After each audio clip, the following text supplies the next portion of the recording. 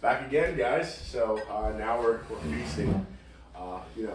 As we spoke about in our last episode, I have a primary protein fat diet. So I have two fairly sized steaks in front of me, and I'm going to get this done in the matter of the podcast. So hope today, me and Tom, we're going to speak about our lifting philosophy over a meal, and I guess you can hit us off. What are you eating, by the way? Again, to tie into my diet philosophy, so I'm starting with about, I would say, 12 ounces of ground 93% lean turkey, and then I'm following up with a sweet potato after I finish my protein with some collagen. Again, I am a psychopath. I dip my sweet potato in collagen.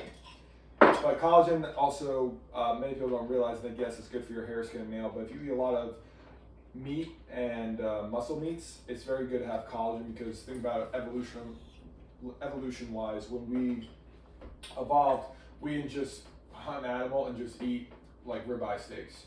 We would eat the joints, the bone marrow, probably even sometimes the skin, like all of those things. And so there's different nutrients in there. So I don't necessarily know the name of the amino acid that helps balance, but I do know it's very important if you consume a lot of muscle meat like I do, probably like 1 to 2 pounds a day, sometimes 3 pounds, to balance out some collagen. Also, it's delicious with sweet potato. So good. Unfortunately, I can't indulge in carbs this month, so that's why I'm indulging in 2 large New York strips. I feel bad for you, sir. I feel very good. Oh, boo me. So, Tom, we didn't really get into our last episode in terms of our lifting philosophy. Mm-hmm. So, like, what does your workouts look like in a week? So my workouts, I come from a place where I used to do like 6-7 days a week of lifting, like hashtag no days off, like type A type person. Now I do lifting probably 3 to 4 days a week, but I work out probably 6 or 7, but work out in the sense of the other 2 or 3 days I'm doing some sort of cardio, or I call it active recovery. Mm-hmm. So I do, and I try intentionally once a week do a high intensity cardio. So right now I'm doing a pull, push, legs, upper, vanity we call it, lift. So Monday is a pull day, Wednesday's a push day, legs is on Friday, Saturday is my vanity day where I just want to, basically it's just like shoulders, arms, abs. And then Tuesday, Thursday I do cardio, at least 30 minutes of steady state. Then I might do some other things of like jump rope, or I have dealing with some calf issues, so later on I'm probably into running or even play pickleball. It doesn't have to be pickleball. Yeah, it's so much fun. And then Sunday again, I try to do like 30 minutes of movement. It might not necessarily be like doing 30 minutes of steady state cardio. You might be going for a hike or going for a long walk. Nice. I didn't know you hike. Mm-hmm. So when you hike, do you get like a couple buddies with you, or like? So I don't hike as much as I probably should, but I've been fortunate enough that I'm able to travel. So I've like hiked in like Yellowstone or Glacier National Park, Montana, like going up there. Wow. And then usually it's just like hiking with my sister or with a friend or whoever I'm with. Or even going solo. There's even in New Jersey, like there's little hikes, like there's one in, I think it's called Sugar Mountain or Sugarloaf Mountain in Hillsborough. Mm-hmm. So there's even in New Jersey, there's nice places to hike. It's a great way. Like you get outside, getting in nature. This show is like so good for your mental health. It's like really resets you, the greenery, all those things. So it's also good for, I guess, like activity wise, but for mental, I think it's even better getting out in nature. So I recommend like going on a hike, getting outside, playing pickleball, like do that type of stuff. That's awesome. How about yourself? What's your current workout? So right now, what my current workouts look like, I think I spoke about it in our last episode. Mm-hmm. I primarily work out with people. I find it very difficult to work out on my own, and I actually haven't tried working out on my own. These last 3 months, I've been trying to be more active. So what it looks like is I have 2 guys that I work out with very regularly, 3 times a week. Aquazi, who's our ad hoc media guy. Shout out to Aquazi. Shout out to Aquazi. I work out with him and another one of our friends, Miss Lawrence, Miss Norman, 3 times a week. And those 3 times a day lifts, we do a push chest day, we do a back day, and then we do a leg day. Right now the leg days have been falling on Sundays, and then we get the other 2 days, like Tuesday, Wednesdays most of the time, either in the morning or the night, depending on our schedules. And then what I do now is I build a program around that. So every Friday I work with my trainer at the CrossFit gym. And what we do, we do a very high conditioning conditioning exercise on Friday mornings at 7. Well, normally that's around 2 hours. And then also Reggie, I work out with him once a week. So we we have a back, chest, push, pull day. We call it our gorilla workouts. They're normally 2 to 3 hours at Iron Revolution. They're fantastic. So, but like, you know, since our last time that we actually talked about my training, I've really been trying to put an emphasis on rest. We on our last episode we talked about how, you know, someone getting good sleep and then eating well, they feel better and they start working out. I kind of did it oppositely because although I'm very much so like a relaxed person, I'm not stressed out. I'm a type A person. So when I started working out, I started by training 10 to 12 times a week, which you were like, is that sustainable? And I was like, yeah, it is.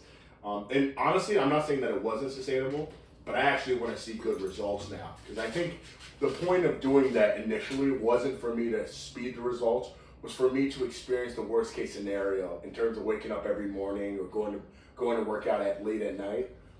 Just so that now that I go to an easier schedule, I'm like, oh, this is so much easier than what I was doing 2 months ago. So now, last week, I took off Tuesday, Thursday, and Saturday, and I feel fantastic. So, but today I'm gonna do a 2 a day. I'm gonna work out with my boy Steven later. We hit a pull workout this morning. Pull workout, and I'm gonna have a double back. I call it the double back, double tap back day. So I like it. I train back again later today, but I'm most definitely gonna take tomorrow off.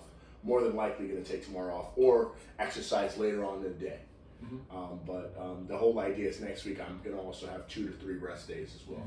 And something before this video started we talked about is like active recovery. So I'm a big proponent of like on rest days, like yeah, like you should have a day or days where you're not working out in a sense, but on your rest days, I'm a big fan of active recovery because when you recover, people think like, again, bros, bodybuilding, like, oh, I killed it, I'm so sore the next day, I'm just like, well, I'm gonna veg out and like lay down all day, which actually I think could hinder your recovery because when you move, your body is transporting nutrients and blood to your muscles. So maybe it's not on your active recovery day, it's not going to the gym and blasting your body, it's like, oh, it might be just going for a long walk, going for a hike, stretching, yoga, something low impact that just gets the blood flowing. It could be any type of activity where you get like a little bit of, not heart rate up, a little stimulus and like you're getting blood in your muscles. So it's very advantageous, I found, that active recovery, not having rest days where you do nothing, but where you have active recovery days where you're still moving, stretching,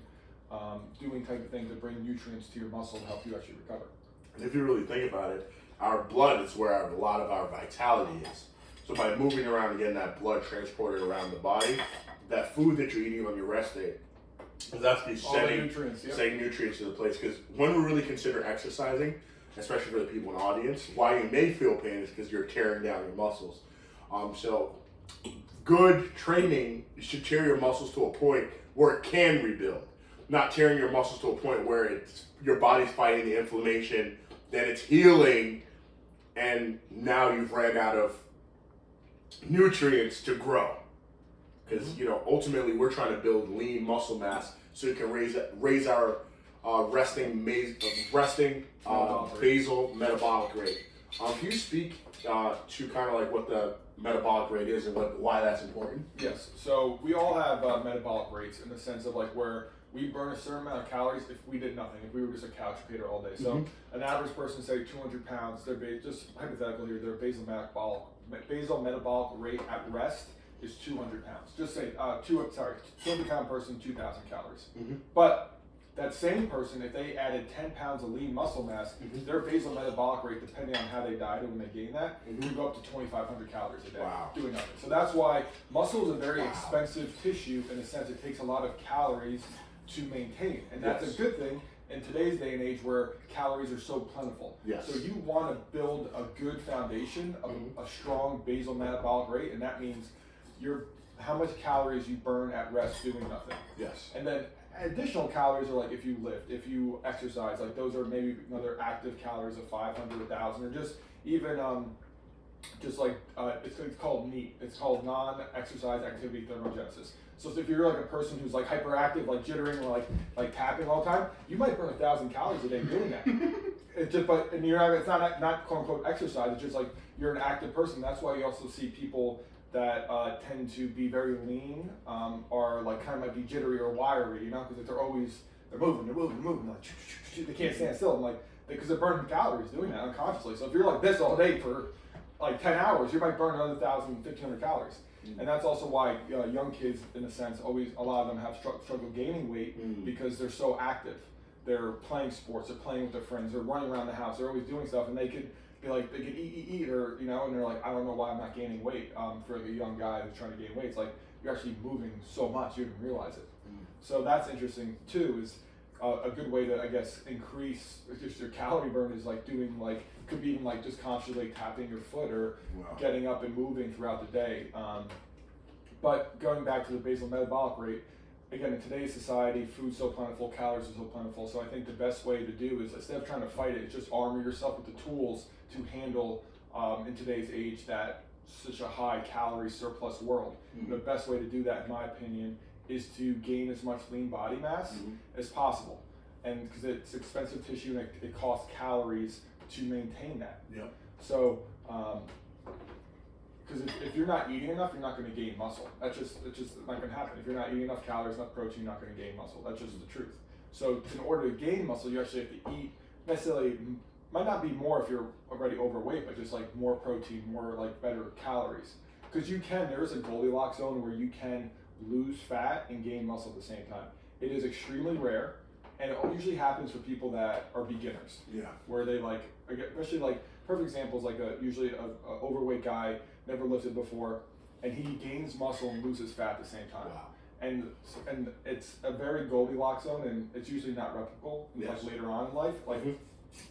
But also people's genetics, if you have really good genetics too, people can get away with that. But it usually happens once, and it's just newbie gains, they call it, or whatever. Later on in life, it's not that possible. So then, as you get later in your stage, your intermediate advanced lifter, you have to strategically be like, okay, this is going to be like my muscle building time, or it's my fat loss time, and it's hard to get in that Goldilocks zone. But the crazy thing, it is possible. It is. It's hard, but it is possible. I know it's possible because when I consider the way I train now, I'm moving a lot of weight and I'm doing it for a lot of reps. So I can't, and I think for my goal, given that I'm 360 pounds right now, or 350 something, whatever, but the scale said 360 today with clothes on, I know that me dropping down to 260, I'm going to lose some muscle mass. I'm definitely going to lose some muscle mass. But now it's a matter of, even if I did lose that muscle mass, am I getting stronger in the gym, or am I holding on to my strength? Because muscle mass and strength are not necessarily linearly tied. And can you speak on to that? Oh, sorry about that. Because I think, because when I consider, because you have more muscle mass than me, the lean muscle mass. I have more skeletal muscle mass. I think we did a DEXA scan, and I have 126 pounds of skeletal muscle mass, and you have 119 pounds of skeletal muscle mass. I have 55.6 pounds of lean body mass. You have 56.4 pounds of lean body mass. But I'm stronger than you. So muscle is not necessarily the only metric in terms of strength as well. So even if I do drop weight and I may lose some muscle, I might not necessarily lose strength. 100%, and especially because when you drop the weight, you'll be a healthier state if you do it the right way. Your body will feel healthier, you're carrying less weight. Because right now your heart's pumping a lot. It's working a lot. Again, my own backstory, I had a heart condition, and my heart was overworking because all the blood wasn't going to my body. So for you, your body's pumping right now for a 360-pound man. That's a lot of blood that's to be pumped. That's a lot of work and stress on the heart. So when you come down 100 pounds and you're at 260, 270, your heart's going to be, it's a muscle. So it's got that function. It's I can roll with you being 360, but your body's going to be oh, things are pumping smooth, everything. So you be feeling better. Your day-to-day life's going to be better. So you might it could get stronger. I'm not saying, but again, the mass does help with the strength. And muscle and strength, like you said, they're not inversely related, but they also aren't perfectly linear related. But I do find when you come down, for guys that are at a relatively lean body mass, a good way to gauge that you're going to gain muscle is to get stronger. It's a good benchmark. Is if you're getting stronger, you're most likely building muscle per se.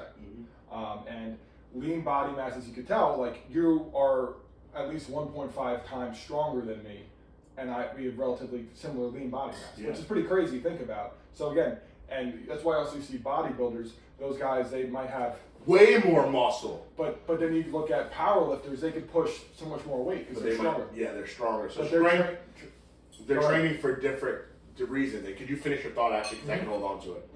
So they're training for hypertrophy for bodybuilding. You're training for muscle gain, time under tension, burn, versus powerlifters, explosive, like, you know. But those guys still have muscle, like those Thor, the Thor, what's it? Thor Bjornsson, Yeah. He's got a lot of muscle, you gotta see Eddie that. Hall, yeah.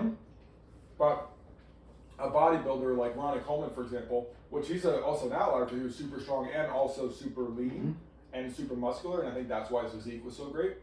But those guys at that level, when you're just maximizing muscle, you're gonna lose a little bit of performance. 100%. Because again, it goes to that triangle I talked about. It's like, okay, there's aesthetics, performance, longevity. And I think Arnold Schwarzenegger talked to what's his name? Bjornsson. Yeah, he's like, you can't really, if you want to be the world's strongest man, you can't really have a six pack. You know, like you have to gain weight, and that's gonna it's gonna reduce longevity, reduce your aesthetics, but it's gonna increase performance. You know, so the bodybuilder, the Ronnie Colemans or whoever's the Mr. Olympia, they're pinnacle of aesthetics, and then the powerlifter, they're pinnacle of performance. But they don't necessarily look aesthetic because of that. And they're not maximizing for that. But again, I mean, those guys, the powerlifters, they do lean out, they have so much muscle. And they do have muscle there. So I do think it is, if you get stronger, you are building muscle at some extent, but it's also the type of training. But again, you're splitting hairs at that point. If you're just doing super low reps, high weight, it doesn't induce that hypertrophy response if you're trying to maximize lean muscle mass.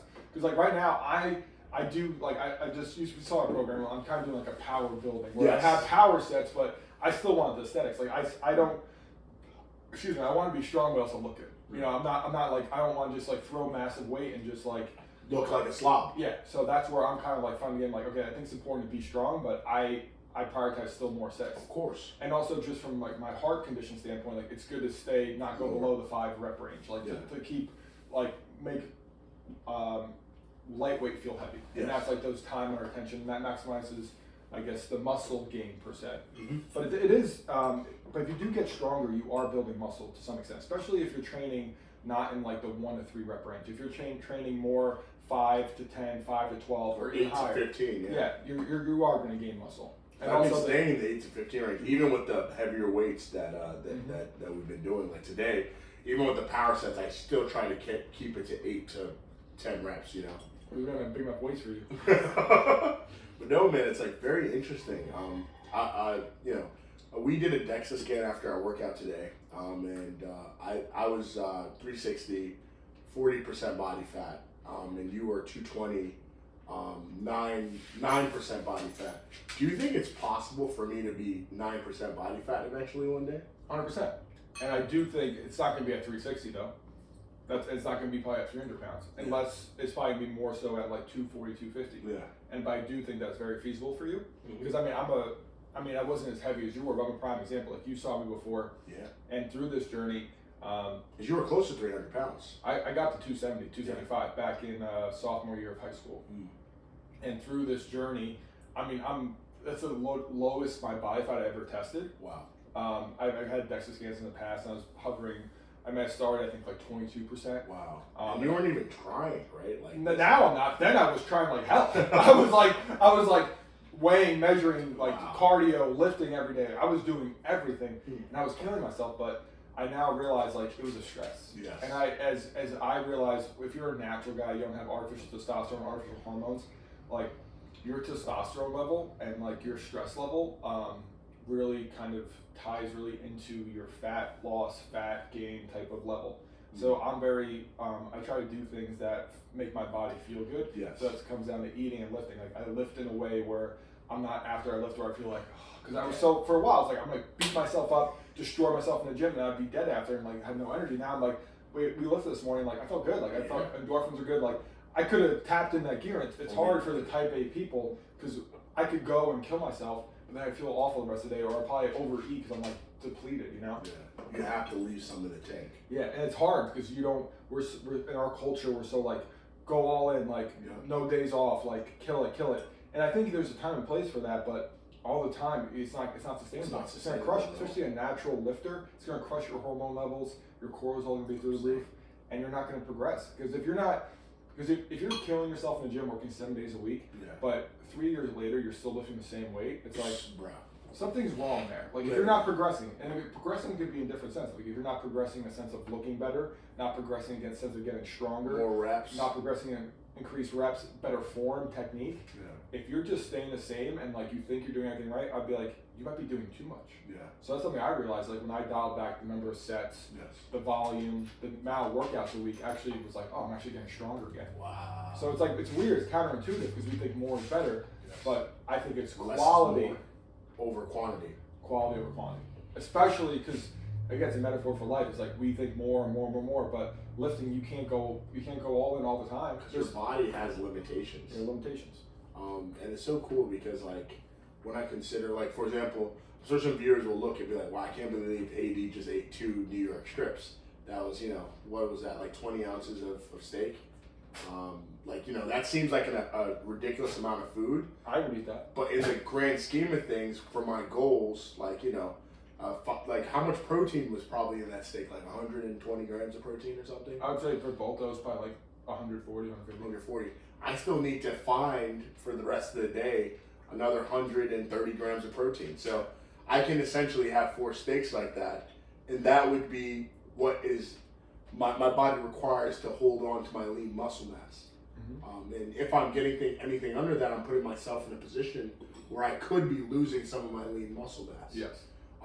And there's a lot of things going around, because me and Tom are very performance-oriented athletes.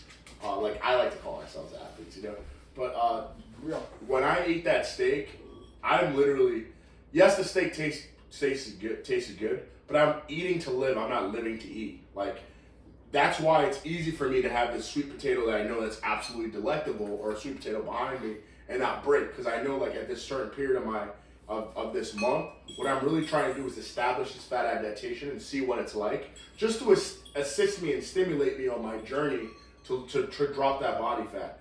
A lot of people get debilitated when they see numbers that they don't like. Like, for example, 3 weeks ago, I did the DEXA scan, and it was 40% body fat. So I've been working like a dog these past 3 weeks. I've come down definitely more than 5 pounds in the last 3 weeks. So today, seeing the DEXA scan at 40%, it didn't faze me because I was looking at the positive. I saw that my skeletal muscle mass had increased. My dry lean mass increased a little bit, but my skeletal muscle mass increased, which was amazing. So I put on muscle in the last 3 weeks. Even though my body fat has remained the same, I dropped some weight. So, I know it's not water weight because I've been hydrating like a mug. I mean, you see in all of our other podcasts, there's water all over the table, like consistently.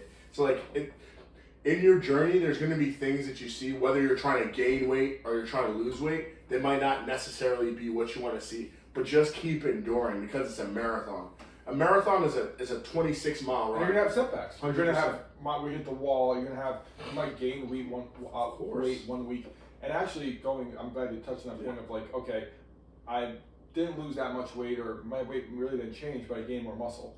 And as me, like, a light bulb goes off in me as like a former trainer and nutrition coach, like, that's actually a good thing. That's very good. Like, okay, so you actually gain muscle. And so, so I know if my client's gaining muscle, it means his metabolism's increasing and he lost fat. Yes. So the weight, that's what people don't realize. Like, when you start your weightlifting journey, you might not lose any weight. Yeah.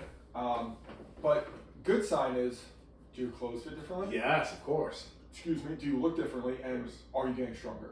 If you didn't lose any weight, but you got stronger, your clothes fit differently, and you look different. Okay, that for me is like, that's perfect. Stay the course. You're gaining muscle, losing fat. That's the Goldilocks zone. We want that. That's the, again, everyone has tied to the scale, like, oh, the number, the weight. And honestly, in the beginning, I think, especially if metabolism's compromised, you want to be there where, like, maybe maintain or actually gain a little weight, but your clothes fit better, you're getting stronger, you're gaining muscle, your metabolism's increasing, all the things that we want. So then when we do pull a lever of like, okay, let's dial back the calories, increase the activity, then you can lose weight faster and it'll be better weight loss, you know? Yes. So I think a lot of people, when they start out their journey, especially weightlifting per se, they're like, I don't understand, like, I'm eating great, like I'm lifting, I'm getting strong, I'm not losing any weight. Like, what's going on, Tom? They're like, okay, do you clothes for different? Well, yeah, I got one more notch in my belt. Okay. Do you look different? Yeah, like I noticed, like someone commented the other day, like, oh, you look like you lost weight. I'm like, I didn't lose any weight though, but I'm like, but that means you gained muscle. Yeah. And all the telltale signs, I mean, if they don't have the ability to DEXA scan, the telltale signs are clothes fit differently, stronger. So is it that your face look lean? They notice your face look leaner? Yeah, your face looks leaner. Yeah, that's like crazy. Because even with me, like people say to me, like, oh, did you lose weight? Like you lost weight. And I did lose like 5 pounds. Yeah. But in the grand scheme of things, I really didn't lose that much weight. Wow. But I gained more muscle. Yeah. You know, like, and that makes you look, like I was telling you before, when you're leaner and you have more muscle, you look even bigger and stronger. But like it just you're just a different like way of looking. And muscle is tight, like so, and it's also heavy. Yeah. Again, a lot of people say like that are really like overweight, and they say like, oh, that's all muscle. Like that's not true. That's not muscle. That's not muscle. But it is true though that muscle does weigh more than fat, and like a 10 pounds of fat is like literally probably a like lot of space. it's probably this whole thing versus 10 pounds of muscle is probably this little place. It's probably that sweet potato. Yeah. Yeah. And it's hard for people to fathom, but it's like it's dense, it's heavy, it's good. Like, and so when you do lose fat, that's when you keep your clothes, you look different, and then you gain muscle. Like your weight might not change too much again, but that's a good thing actually, because that's exactly where you want to be. Furnace, you're building the furnace. You're building the foundation again. Like it comes, you're a wealth manager. It comes down to you're building up that bank account. You're building up savings, and like I now realize like I built up a reserve of muscle in the sense like where I broke my neck. I didn't lift for 12 weeks, and it's muscle memory. And so I built the reserves. It's like I'm back, if not just as muscular, if not more muscular than before I broke my neck. 100%. But because I built up that muscle memory and those reserves, that I did like kind of shrink a little bit. I did lose muscle, but I had built that foundation where I could build back up on that. So that's a cool thing too about people about like, oh, like gaining muscle is hard. This is it, and like the gaining muscle is hard. Yeah. But the cool thing is if you gain muscle and you're consistent with it, and if you go through a season of life where you can't lift for a couple months, you'll gain it back 100%. 5 times faster. Yeah. That's a cool thing. That's something I realized. It's like you're putting it's retirement account. You're putting money for a rainy day. Literally. So when you're healthy, when you have the time with life, I say build as much muscle in a healthy way as possible. Yeah. Because some people like I'm afraid to get too big, all that. I'm like, hey, especially a young guy, like build as much muscle as possible because when you're 60, you're gonna wish you had that muscle. Exactly. Because that's most people when you get older, they're frail, they fall, and that's how they pass away. It's because and a sign of all cause mortality is like grip strength. And so when you're old and your grip strength is down because you don't have muscle, you're not lifting, like you're just frail and you fall and that's it. And you know, it's funny that you brought that up because I remember when I was lifting a lot of heavy weights back in college, my mom would always be like, son, like you're lifting too heavy, like that's not good for you. But I thank God that I didn't listen to her and I kept doing what I was doing because like even now in this whole journey, my strength is through the roof because well, there are scientific studies that show, and this is why it's not fair for athletes who've used banned substances and had like and weaned it off and weaned off, or like they had a ban period to compete with natural athletes because our muscle have a nucleus. That nucleus is tied into myostatin and things like that. But long story short, that memory you mentioned, your muscle has a nucleus. So all my muscles have a nucleus. I benched 405 pounds 2017 for the first time. So because I did that in 2017 with minimal training, I came back 4 or 5 months of the gym, or 3 months of the gym, 2 months of the gym. I was incline pressing 365, which I couldn't do 5 years ago. But because of that muscle nucleus, my muscle actually was able to grow up quickly. Now it's a dangerous zone to be in for someone. So if someone's listening to us who used to be a former wrestler, a former powerlifter, be careful because it gets to a point that your muscle actually grow quicker than your joints are strong, and you actually get injuries. Like I had a torn hamstring because I was really pushing it because the muscle was growing so quickly, but the ligaments weren't lined up. That's why I had that tear. So it's very good to be cognitive of like your body and really, even when you have that rep in the tank, hold it back. You want it because the last thing you want to do is have a traumatic injury and be out of the gym for a very long time. Mm-hmm. And then also, I guess it comes into seasons of your life. Like, I think it's very, most bodybuilders like Arnold Schwarzenegger, Franco Columbu, the foundation was powerlifting. Mm-hmm. And that set them up for later stage when they were focusing on the pump, aesthetics, all that. So I do think it's important while you're young, while your body can handle it, is strength training. Get strong, like in a healthy way. Don't compromise bad form. But while you're young, get strong. Like lift heavy weight. It'll increase your libido, testosterone, like strengthen your bones, and that's the cool thing too. I got an MRI 2 weeks ago, and I looked at the doctor looked at my bone, like looking at something. He's like, you see like this white layer of bone. He's like, how much do you squat? He's like, you got some strong bones. Yeah. And he's like, that's like most people don't have that. And like, I don't squat heavy now, but I did. Yeah. And the cool thing is like when you strength train, like you build that like you're strengthening your body. Like you're really time under tension. It's hard. So I would say if you're a young man, like lift now. Don't wait and lift now. Build a foundation. Get strong.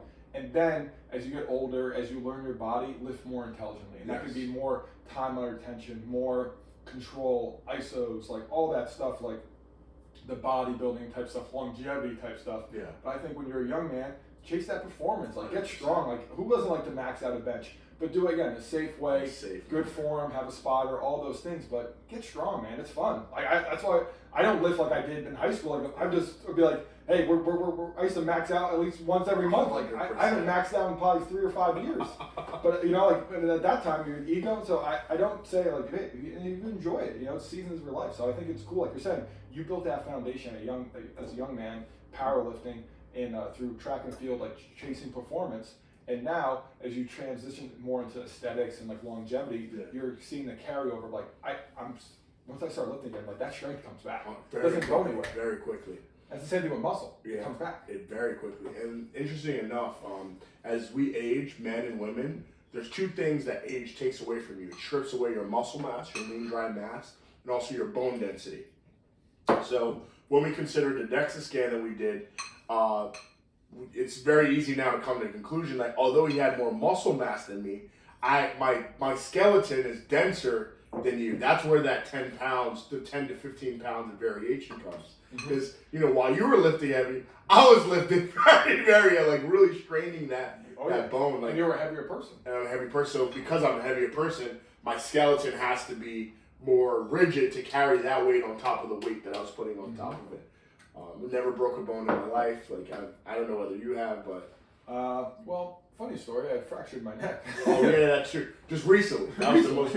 But even within fracturing your neck, I had strong neck muscles. You had such strong, so you were paralyzed. I went the whole day without realizing I broke my neck. That was crazy. And that also was a testament to building that foundation, strengthening my body. Because like, if I played football, so I had like the head thing where you would go like this, and like do the head neck exercises. I would do neck planks.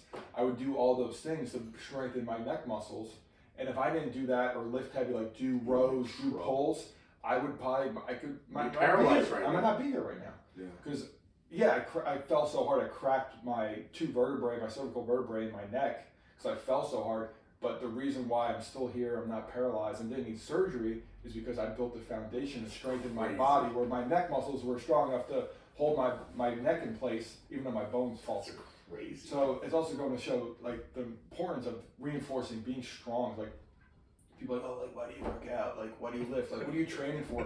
It's like training for life. Training for life. If you don't know what life's gonna throw you, because you know it could throw you all different routes. And also, I train too to be strong for my current occupation of the pool business, because we have commercial pools and we have to pull the covers. These are 400, 500, 600 pound covers, and I've got deadlifted sometimes to roll it, or I'm gonna sled push it. And so when I'm in the gym, like pushing a sled, I'm like thinking about dragging a cover to the shed or those little things. And then your day-to-day life, things get so much easier. Like carrying groceries is like, that's nothing. It's something. Or helping my neighbor with the washing machine.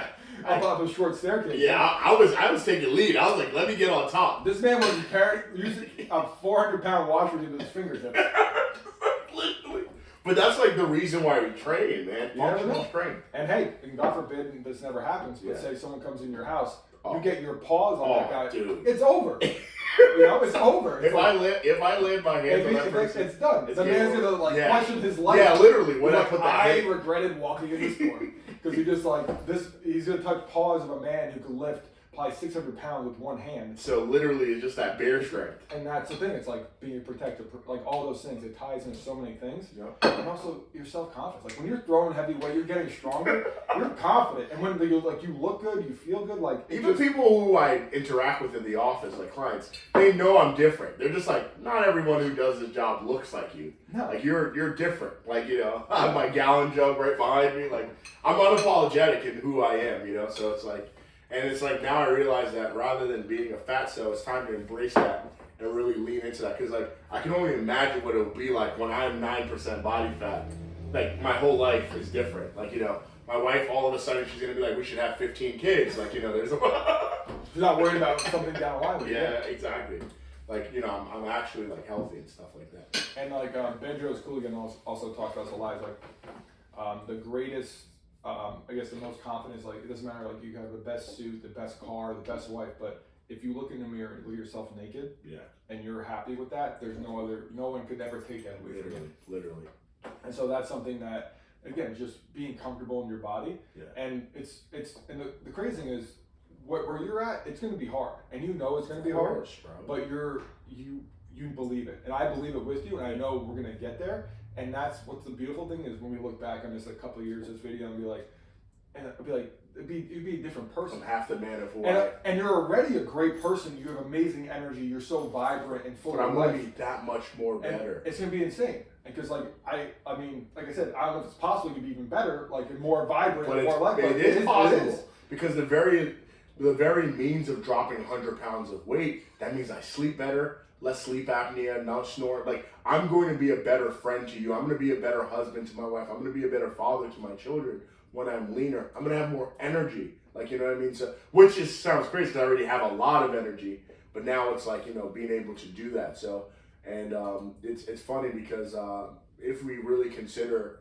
life, like we've been successful in our trades to the point that even though we have self-imposed restraints. We can go out and get that car we want.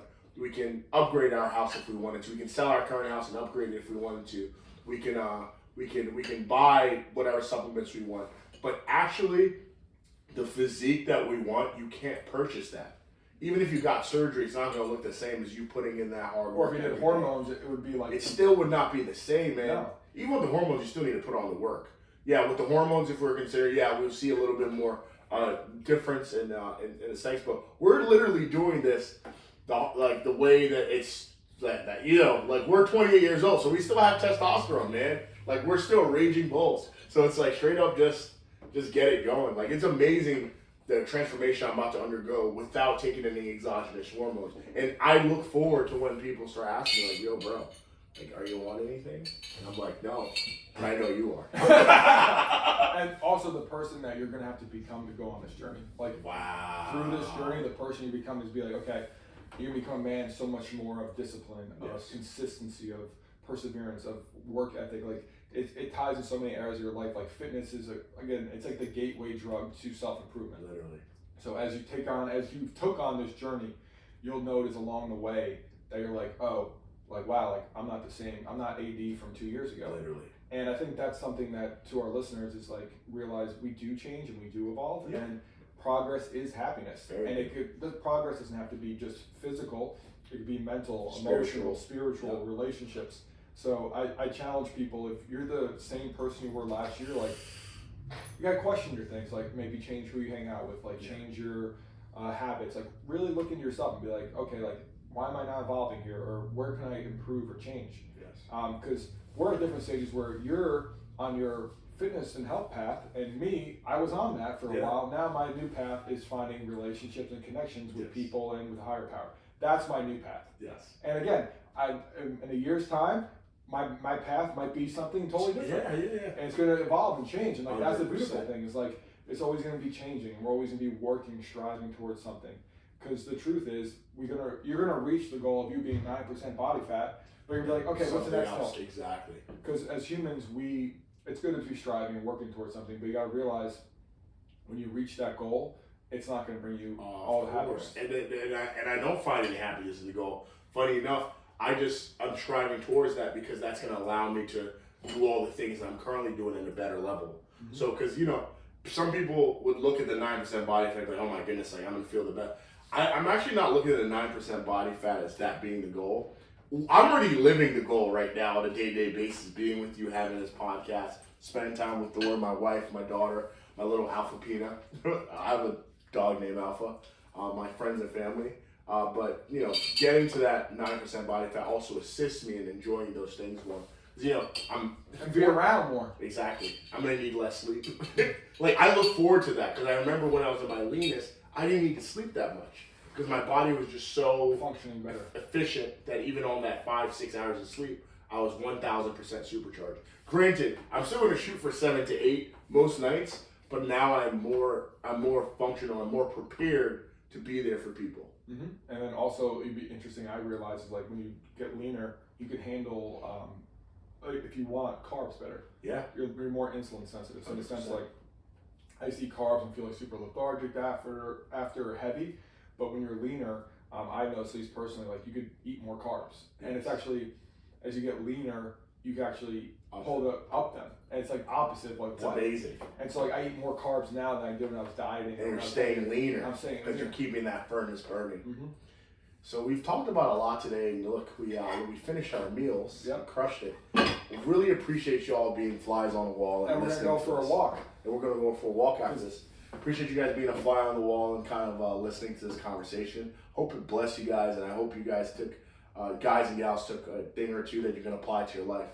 Thank you. Appreciate you, Tom. Appreciate you, Andy. You're always crushing it. We are crushing it. This man is a fountain of knowledge. You're a fountain of faith and hope, my friend. And just so many things I want to embody. Just like you're, it's energy. You know, it's like just positive vibes that I see you, and it's just every time I leave you, every time I meet you, and other people's senses it's like joy almost. You just emanate, and I think that's really your power with the faith and hope and just spiritually how centered you are and how rooted and how much work you've done with that to I can just be in your presence and I feel that I can't even say anything, and I know other people around sense that.